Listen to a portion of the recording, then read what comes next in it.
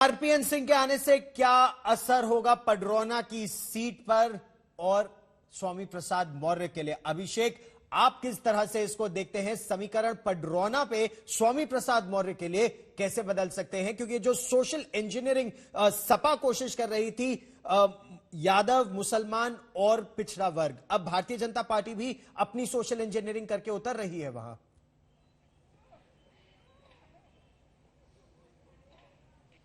देखिए, बीजेपी की अपनी सोशल इंजीनियरिंग कह सकते हैं कि वो है, लेकिन पूर्वांचल बीजेपी के निशाने पर इसलिए भी है क्योंकि कहा यह जा रहा है कि बीजेपी पूर्वांचल में कमजोर है। कुशीनगर की ज्यादातर सीटें इस वक्त बीजेपी के पास हैं। पडरौना से, जहां से स्वामी प्रसाद मौर्य विधायक हैं, तीन बार जीत चुके हैं, 2 बार बसपा से जीते हैं। दरअसल वो सीट पिछड़ी जाति की सीट है, एक तरीके से आप माने तो दलितों और पिछड़ों की उसमें ज्यादा आबादी है। और इस बार बीजेपी उस सीट को, चूंकि बीजेपी को छोड़कर गए हैं स्वामी प्रसाद मौर्य, बीजेपी को लगता है कि उन्हें सीधे सीधे स्वामी प्रसाद मौर्य को ही वहां चुनौती देनी है और समाजवादी पार्टी को वो सीट जीतने नहीं देना है। यही वजह है कि कोशिश ये है कि खुद आरपीएन उस सीट पर लड़े। हालांकि चर्चा आपने सुनी होगी कि चर्चा यह भी चल रही है कि उनके परिवार के या उनकी पत्नी उस सीट पर चुनाव लड़ सकती हैं, लेकिन ये बात मानकर चलिए कि पडरौना की सीट बेहद इंटरेस्टिंग होने जा रही है। और इस बार बीजेपी ने अपना सब कुछ झोंक दिया है, क्योंकि सिर्फ परसेप्शन की लड़ाई नहीं है, बीजेपी के लिए पूर्वांचल में डैमेज कंट्रोल की भी लड़ाई है। और इतने बड़े चेहरे को कांग्रेस पार्टी से लाया गया है, तो निश्चित तौर पर कम से कम उनकी जो सैंथवार बिरादरी है उस पर असर है और इससे एक मोमेंटम बनाने की कोशिश होगी।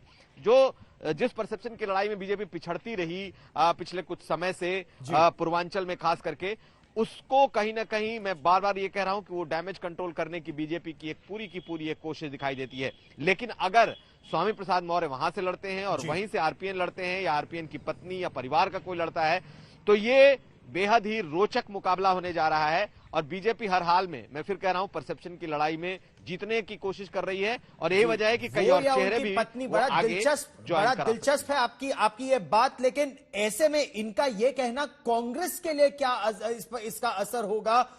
हिमांशु, अभिषेक ने एक रिपोर्ट भी की थी कि चाहे रामपुर चमरौआ का इलाका हो या स्वार टांडा का, बरेली कैंट का, जिनको कांग्रेस ने टिकट भी दे दिया वो भी छोड़ कर जा रहे हैं। तो लड़की हूं, लड़ सकती हूं वाली जो पूरी कैंपेन थी, उसको तो बहुत जबरदस्त झटका एक के बाद एक अगर कांग्रेस के नेता छोड़ रहे हैं। हिमांशु, देखिए, बिल्कुल कांग्रेस के लिए लगातार झटके हैं, क्योंकि जिन उम्मीदवारों को टिकट दी है कांग्रेस ने, अगर वो लगातार छोड़ रहे हैं या चुनाव लड़ने से मना कर रहे हैं, तो ये कांग्रेस के लिए सोचने का वक्त है।